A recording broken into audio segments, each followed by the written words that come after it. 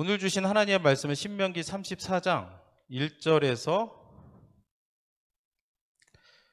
8절까지 말씀을 우리가 다 같이 한 목소리로 읽도록 하겠습니다. 신명기 34장 1절에서 8절까지 말씀을 우리가 같이 한 목소리로 한 절씩 교독하고 마지막 절은 같이 한 목소리로 읽도록 하겠습니다.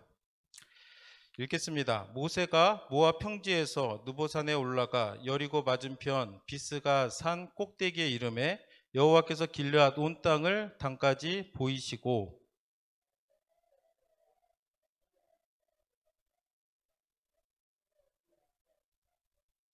네겝과 종려나무의 성읍 여리고 골짜기 평지를 소알까지 보이시고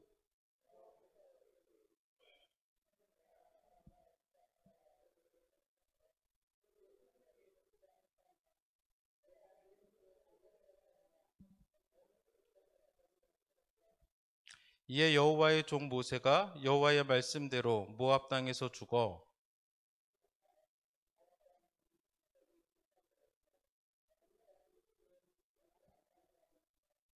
모세가 죽을 때 나이 120세였으나 그의 눈이 흐리지 아니하였고 기력이 쇠하지 아니하였더라. 이스라엘 자손이 모압 평지에서 모세를 위하여 애곡하는 기간이 끝나도록 모세를 위하여 30일을 애곡하니라. 아멘. 신명기 34장은 이제 신명기의 마지막 장입니다. 되게 마지막 장이 그렇듯 신명기 34장은 모세의 죽음과 그에 대한 평가를 기록을 하고 있습니다. 이 죽음이라고 하는 것이 보통 사람들에게 있어서는 특별한 의미를 지니고 있습니다. 그래서 우리나라 옛 속담에도 호랑이는 죽어서 가죽을 남기고 사람은 죽으면 이름을 남긴다라는 속담이 있는데 이 속담처럼 이제 죽음이 오면 이제 그 사람이 어떠한 삶을 살았는가 그렇게 이제 평가를 하게 됩니다. 얼마 전에 그 교회 오빠라고 하는 다큐멘터리가 있었습니다. 혹시 보신 분 계신가요? 젊은 나이인데 암에 걸렸습니다. 그리고 이제 와이프도 같이 암에 걸려서 이제 그 암으로 힘들어하는 부부의 이야기를 담은 건데 놀랍게도 전혀 암에 걸려서 주눅이 들거나 위축된 모습이 아닌 거예요.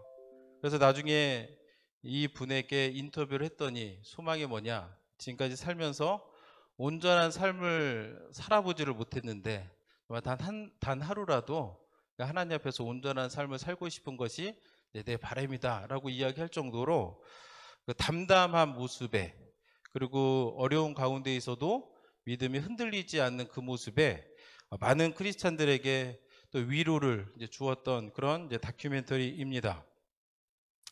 이런 것을 볼 때에 누군가에게 있어서는 죽음이 이렇게 좋은 평가를 받고 또 누군가에게는 이제 그렇지 못한 평가를 받는데, 그럼 오늘 본문에 나오는 모세는 과연 어떠한 평가를 받을 것인가?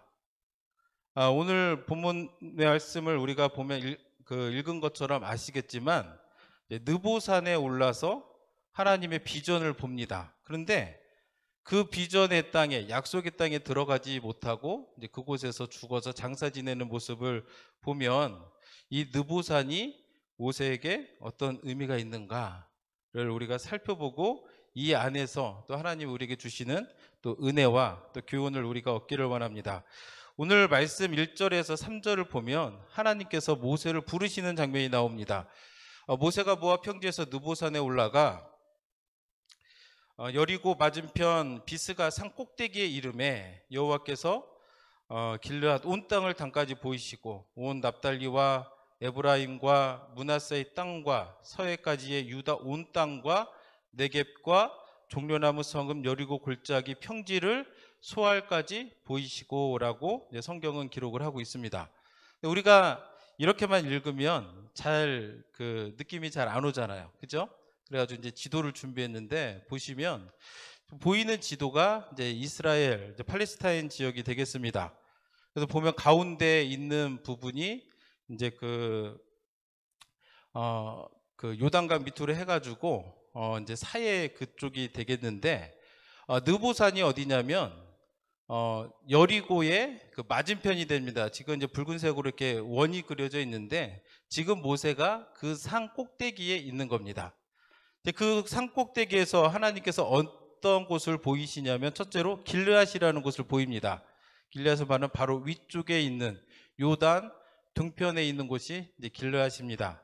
그리고 나서 어디를 보이시냐면 단이라는 곳을 보입니다. 단은 이스라엘의 지도에서 가장 북쪽에 위치한 이제 그런 지역입니다. 그 단을 보이신 다음에 그 다음에 납달리라는 곳을 보여줍니다. 그리고 므낫세와 에브라임 지역을 하나님께서 보여주시고, 그리고 나서 이제 서해 지방을 보여줍니다. 서해는 지중해, 연안을 의미하는 거고, 그리고 나서 유다 지방을 보여줍니다. 그리고 나서 네겝, 사막 지역인데 네겝 지역을 보인 다음에 마지막으로 여리고는 요단강을 건너자마자 가장 먼저 있었던 그 북쪽이 여리고고, 그 가장 아래에 별표되어 있는 곳이 이제 소알이라는 이제 지역인데, 그 지역을 보여주는 것을 우리가 알게 됩니다. 그러니까 다시 말하면 하나님께서 모세를 불러가지고 산꼭대기에 세운 다음에 이 지역들을 보여준 거예요. 그럼 이 지역들이 어떤 지역인가요? 이 지역들은 놀랍게도 하나님께서 아브라함에게 약속하셨던 그 약속의 땅이라는 것을 우리가 알게 됩니다. 그래서 실제로 이 지역들을 보면, 하나님께서 보여주신 그 순서대로 쭉쭉 가보면 시계 반대 방향으로 이렇게 돌아가는 것을 우리가 알게 되는데, 실제적으로 아브라함과 그 조상들의 발자취가 숨어 있는 곳을 모세에게 하나님은 불러주는 것을, 보여주는 것을 우리가 이제 보게 됩니다. 근데 여기서 중요한 것은 뭐냐면, 모세가 본 게 아니라 하나님이 모세에게 보여주셨다는 거예요. 그래서 4절의 말씀을 우리가 같이 읽어보면, 여호와께서 그에게 이르시되 이는 내가 아브라함과 이삭과 야곱에게 맹세하여 그 후손에게 주리라 한 땅이라 내가 내 눈으로 보게 하였거니와, 이렇게 이제 기록이 되어 있습니다. 1절에도 그렇고 3절에도 말미에 보면은 보이시고라고 말씀하시고, 4절에서도 뭐라고 하냐면 내가 내 눈으로 보게 하였거니와. 그러니까 모세가 스스로 본 건가요? 아니면 하나님이 보여주신 건가요? 하나님이 보여주신 거예요. 일반적으로 느보산 꼭대기에 있어가지고 단까지 그 보기가 굉장히 쉽지가 않습니다, 육안으로는. 그리고 아까쯤에 우리가 말씀을 본 것처럼 서해까지 이제 보여주셨다고 했는데, 느보산에서 지중해까지의 거리가 70km가 넘습니다.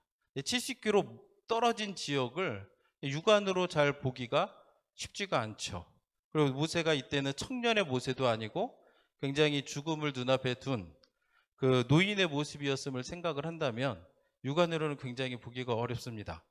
지금 모세가 서 있는 곳은 느보산에서도 이제 비스가 꼭대기라는 곳에 있는데, 그곳의 높이는 해발 710m 정도가 됩니다.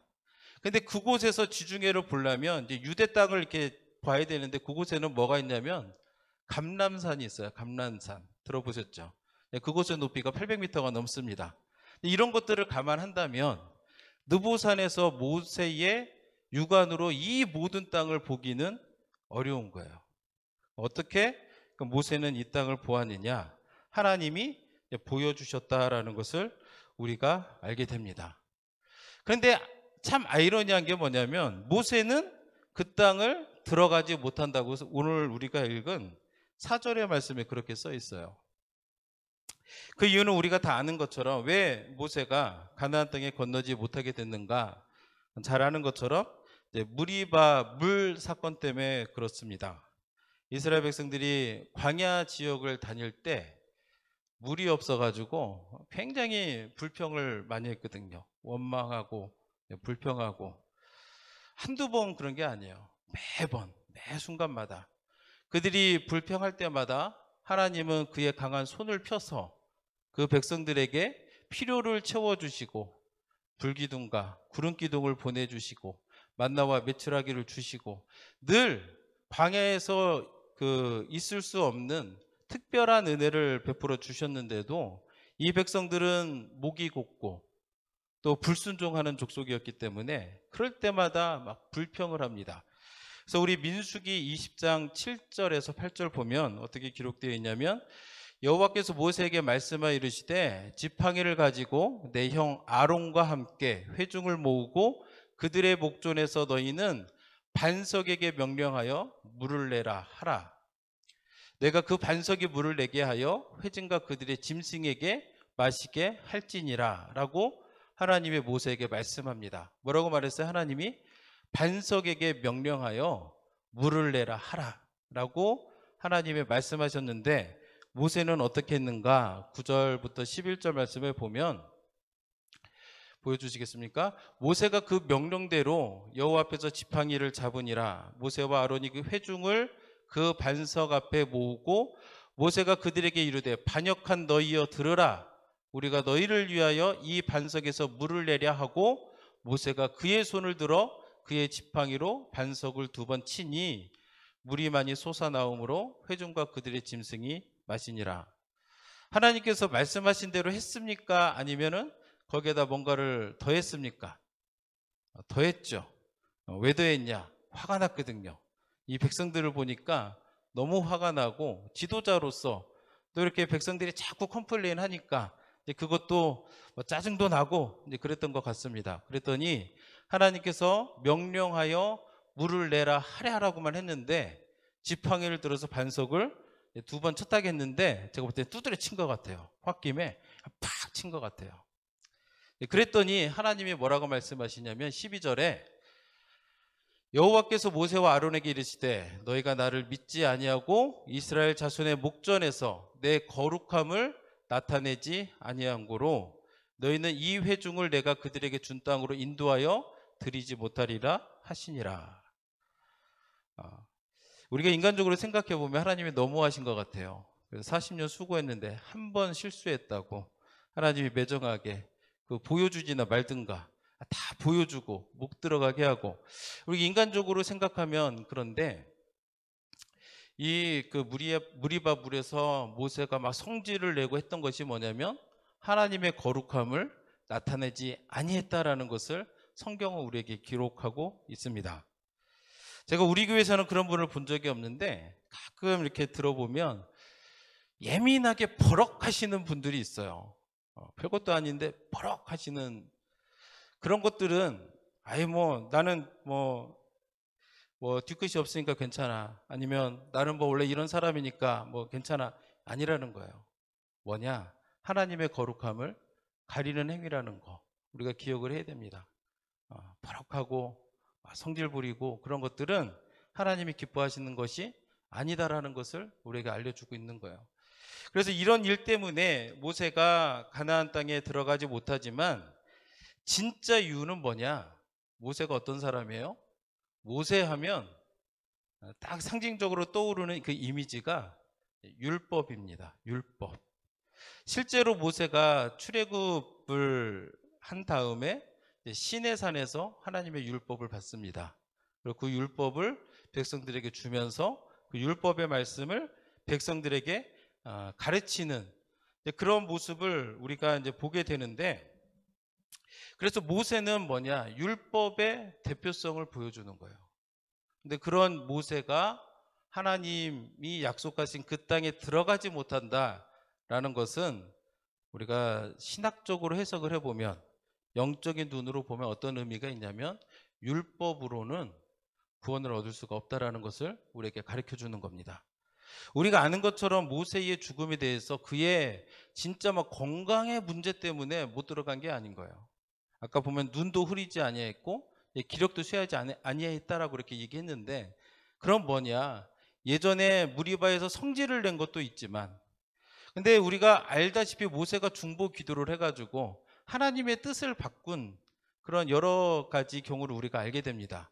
그들이 광야에서 우상을 섬기고 절했을 때 하나님이 진노하셔가지고 이 백성들을 내가 다 생명책에서 없애버리겠다라고 했을 때 모세가 중보기도하면서 하나님을 설득했던 것을 생각을 해본다면, 모세가 한번 실수했어도 다시 기도하고 애쓰면 하나님이 뜻을 바꾸실 만도 한데 그렇게 안 하시는 거예요. 왜냐하면 하나님께서 보여주시길 원하는데 율법으로는 하나님 나라에 갈 수가 없는 겁니다.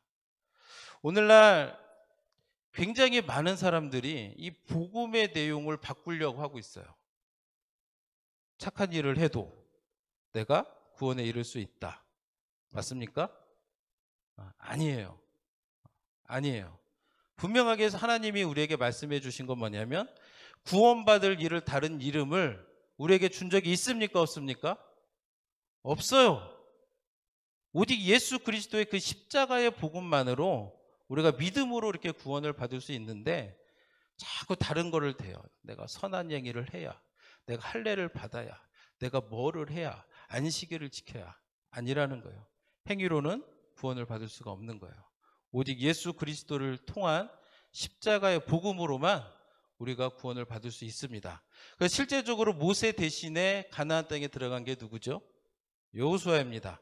여호수아를 영어로 이제 자슈아라고 하는데 이 이름이 신약에서는 어떻게 이름이 바뀌냐면 지저스로 바뀌는 거예요. 물론 여호수아가 지저스는 아니지만 그 이름의 의미가 그런 의미가 있다라는 것을 보면 하나님이 우리에게 가르쳐주고 싶은 그 의미는 뭐냐면 예수 그리스도를 통한 십자가 복음으로만 우리가 구원을 얻을 수 있다라고 하는 이 복음의 명백한 사실을 우리에게 알려주기를 원하시는 겁니다. 혹시나 우리 가운데 내가 어떻게 하면 구원을 받을까 좀 헷갈렸던 분이 있다라면 정말 이 시간에 이 말씀을 듣고 오직 예수 그리스도를 통한 그 십자가의 그 공로로 내가 그것을 믿을 때 내가 믿음으로 구원받는다는 사실을 여러분들이 기억하시고 믿으시기를 바랍니다.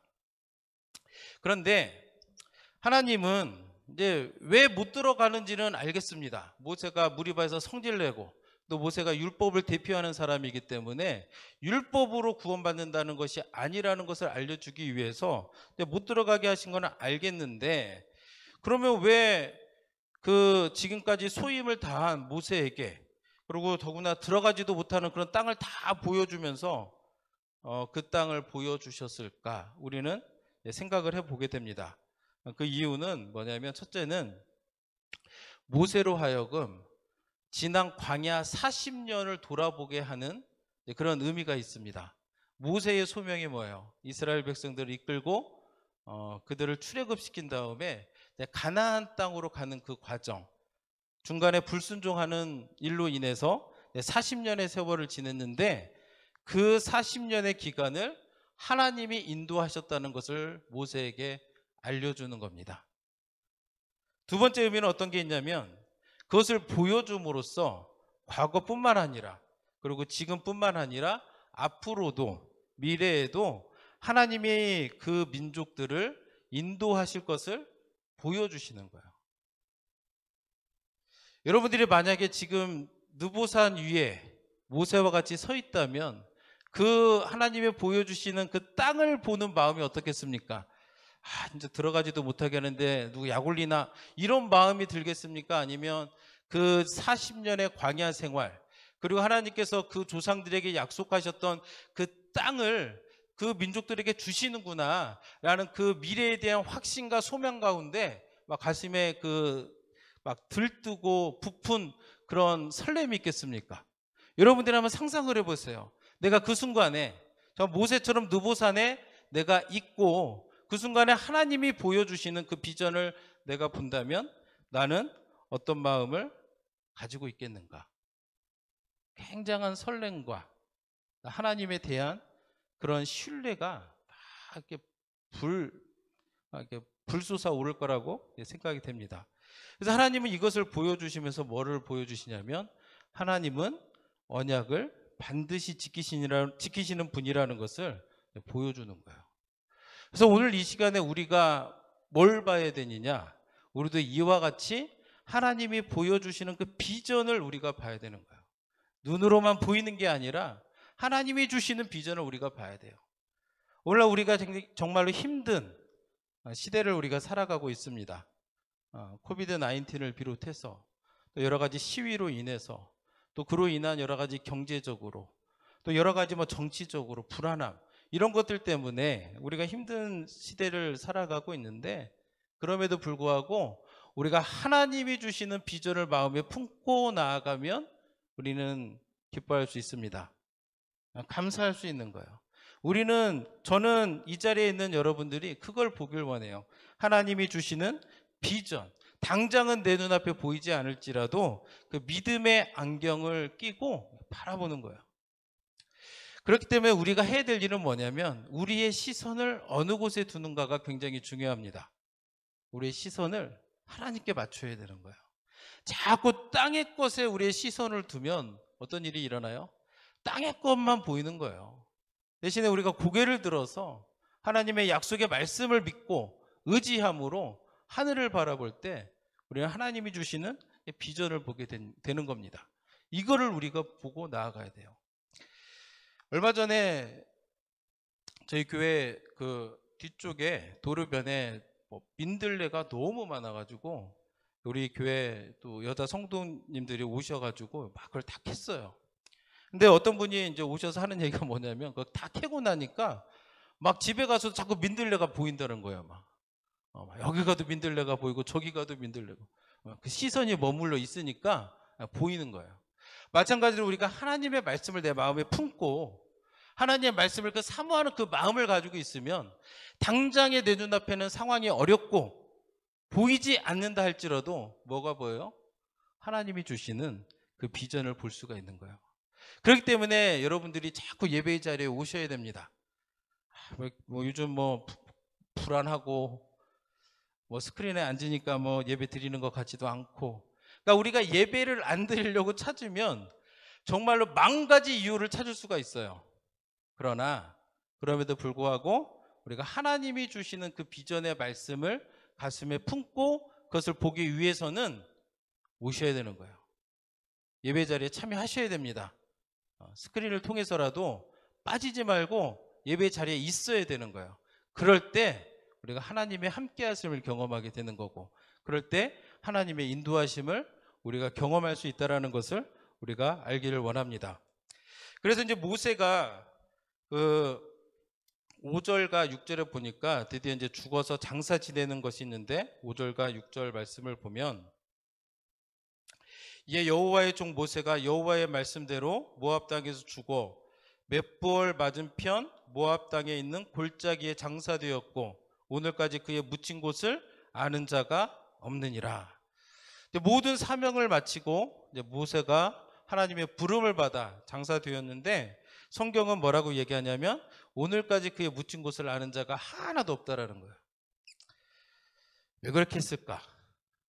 그래도 그간에 수고했는데 백성들의 무덤 정도는 남겨줘가지고 조의도 좀 표하고 하면 좋을 텐데 그렇게 안 한 거예요.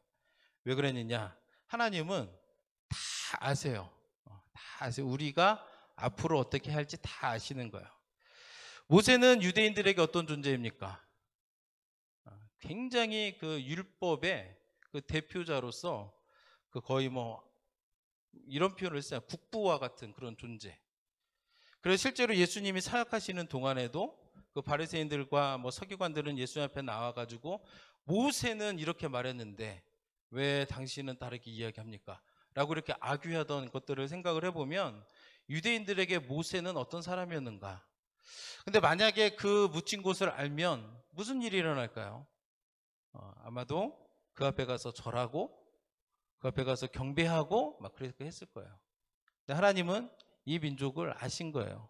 아무것도 없는 그 광야에서도 출애굽하자마자 단지 모세가 잠시 보이지 않는다는 이유만으로도 그 우상을 만들어서 절했던 그 민족을 하나님께서 보셨기 때문에 이 민족이 나중에 모세를 또 우상으로 삼을까 봐. 실제적으로 기드온이라는 사람이 있었습니다. 사사시대에. 굉장히 훌륭한 사람이었어요. 그래가지고 심지어 이스라엘 백성들이 그에게 나가서 뭐라 했냐면 왕이 없던 시절에 우리의 왕이 되어달라고 청을 합니다. 근데 기드온이 이제 그렇게 했는데 나중에 그가 이제 타락을 하기 시작하니까 어떤 일이 발생하냐면 그를 거의 섬기는 기드온을 섬기는 그런 일들이 일어나는 거예요. 마찬가지로 모세가 그렇게 있었다면 뭐 요셉처럼 그의 유고를 파가지고 뭐 가나안 땅으로 간다든가, 뭐 그를 가져다 놓고 막 그 앞에 절한다든가, 이런 일들은 이제 불보듯 뻔하기 때문에 하나님 그것을 용납하지 않는 거예요. 왜요? 오직 예배를 받으실 분은 누구예요? 하나님 한 분밖에 없기 때문에. 그래서 오늘 우리가 예배할 때도 이걸 잘 알아야 돼요. 오직 하나님 한 분만 우리가 예배해야 하고 경배해야 되는 거예요. 우리가 믿는다 하면서도 자꾸 전보로 다니고 이런 거는 하면은 안 되는 거예요. 저는 간혹가다 한국에 이렇게 뭐 예능 같은 걸 보게 되면 크리스찬으로 다 알려져 있는데도 불구하고 갑자기 전보로 다닌다든가, 뭐 맨날 술 마신다든가, 이런 얘기를 막 스스럼 없이 하는 사람들을 보면 마음이 참 안 좋아요. 저런 모습을 보고 다른 사람들은, 우리 믿는 사람들을 어떻게 생각할까, 이런 생각이 들어요. 그래서 우리 믿는 사람들은 자꾸 그런 것들을 하면 안 돼요. 우리 믿는 사람들이 해야 될 것은 뭐냐면 오직 하나님만 섬기고 하나님만 예배하고 경배하는 그런 삶을 살아야 됩니다. 그래서 하나님께서는 모세를 데려갔는데, 아까 아침에 우리가 읽은 것처럼 7절에 모세가 죽을 때 나이 120세였으나 그의 눈이 흐리지 아니하였고 기력이 쇠하지 아니하였더라. 눈이 흐리지 아니하였고 기력이 쇠하지 아니하였다. 그 당시에 120세는 그렇게 나이가 많은 것이 아닙니다. 그래서 성경에 이른 것처럼 건강도 괜찮았던 것 같아요. 그런데 하나님께서 왜 모세를 데려가셨는가 하면 모세의 사명이 거기까지였기 때문에 그런 거예요. 여기서 눈이 흐리지 아니하였다라는 것은 뭐냐면 육체적으로도 눈이 좀 보였다라는 의미도 있지만 또 영적으로는 하나님 앞에서 그 분별력을 가지고 있다라는 거예요. 그것이 살아있다 보니까 하나님이 느보산에서 그 비전을 보여주시고 너는 들어가지 못하고 나와 함께 가자 했을 때 모세는 반항하지 않아요. 하나님의 뜻에 따르는 순종하는 모습을 우리가 보게 되는 것을 보게 됩니다. 그래서 이렇게 눈을 흐리지 않으려면 우리가 자꾸 욕심을 부리면 안 돼요. 하나님의 말씀하시면 거기에 순종하는 모습을 보여야 돼요. 하나님 말씀하실 때 여기까지구나 받아들이고 순종하는 모습을 보일 필요가 있는 겁니다. 근데 욕심이 없으면 무슨 소리냐, 내가 요단강을 건너서 가야지, 내가 가나안 땅에 가야지, 욕심을 부리면 어떻게 되겠습니까? 하나님의 뜻에 어긋나는 일을 하게 된다는 것을 우리가 보게 되는 거죠. 그래서 모세는 하나님의 그 부름을 받아서 죽어서 장사되는데, 오늘 우리가 읽은 이 본문의 말씀을 보면 굉장히 제 처음에 말했던 모세가 이 느보산에서의 모세는 어떤 사람일까라고 생각했을 때 굉장히 성공적인 삶을 살았던 사람이라는 것을 우리가 보게 됩니다.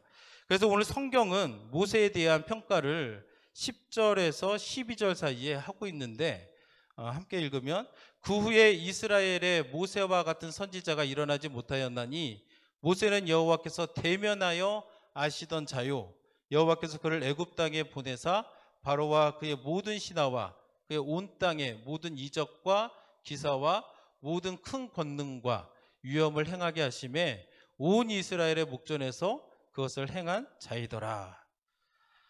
특별히 모세에 대해서 하나님이 뭐라고 하시냐면 여호와께서 대면하여 아시던 자였다라는 겁니다. 실제적으로 이런 사람이 없어요. 영어로 보면 페이스 투 페이스입니다.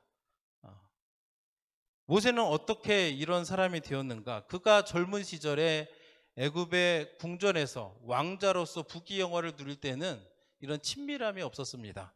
오히려 하나님의 뜻을 이해하지 못했고 경솔하게 행동하다 보니까 도망자가 되는 그러한 삶을 살았는데, 그가 도망자로 사는 동안에 하나님의 손길을 거치고, 그리고 그가 광야에 그 하나님의 그 인도하심을 받아서 이스라엘 백성들을 이끌고 광야 40년을 지내는 동안에 어떤 사람이 되었냐면 하나님과 대면하는 아주 친밀함을 누리는 사람이었다라는 것을 우리가 깨닫게 됩니다. 저는 이 시간에 우리 모든 성도님들도 이렇게 모세처럼 이렇게 하나님과 친밀함을 누리는 그런 우리 성도님이 되기를 축복합니다. 어떻게 그럼 이렇게 되느냐? 하나님의 뜻을 알고 하나님의 말씀에 순종할 때 이런 일이 있다라는 거예요. 내가 돈이 많아서, 내가 배운 게 많아서, 세상 사람들이 나를 알아줘서 내가 하나님과 친밀함이 누리는 게 아니에요.